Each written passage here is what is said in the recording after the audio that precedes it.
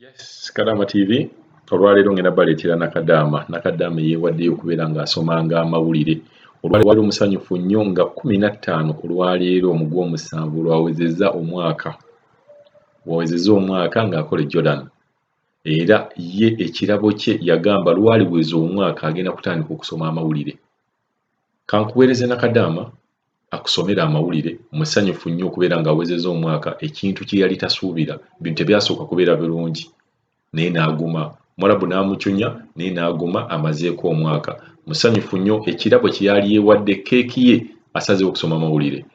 Yes, Nakadaama, tuwe ku mawulire ago. Mwasuza mukyano bannaffe abawuliriza Kadaama TV, gano ge mawulire wano Kadaama TV ng'omusomi yenze Nakadaama nsinzidde wano mu ggwanga ly'e Jordan. Bwaliwo ebuti ng'ennaku z'omwezi 15 omwezi ogw'omusanvu omwaka oguwedde 2019 Omuwarabu bw'atyo bwe yasazeewo ossaanyawo obulamu bwange obw'okuyita okusaddaakibwa ewatali wadde omusango.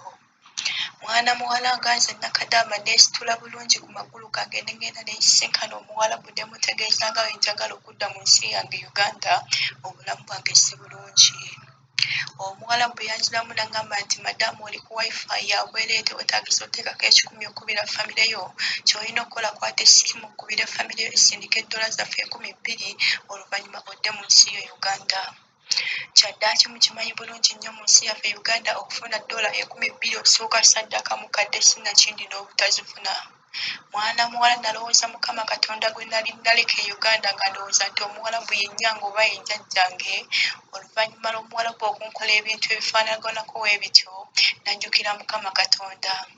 Olw'amasiga amangi ge nali mwatolo nga ndowooza akaana kange ke naleka e Uganda ak'omwaka ogumu, natandika okufukamiranga wansi ku maviivi gange ne nkaabira omutonzi wange ne neenenya byonna ebyali byansobako. Kyaddaaki Omukama Katonda yannyanukula essaala zange n'amponya ebyo byonna bye nali nyambaziddwa okutuuka n'essaawa z'olwaleero era nga mpezezza omwaka mulamba mu nnyumba y'Omuwarabu. Ne nnyongera okukubiriza baganda bange bonna Bannakadaama abali mawanga g'Abawarabu munywerere ku Mukama Katonda, mumukaabire amaziga muzuukuke nga ssaawa 9 musabe era musabe musiibyeko, mujja kuwangula Abawarabu. Bannange gano ge mawulire agabadde wano Kadaama TV era ng'omusomi nsigadde yenze Nakadaama nga nsinzidde wano mu ggwanga ly'e Jordan, akuume atakuumira mpeera.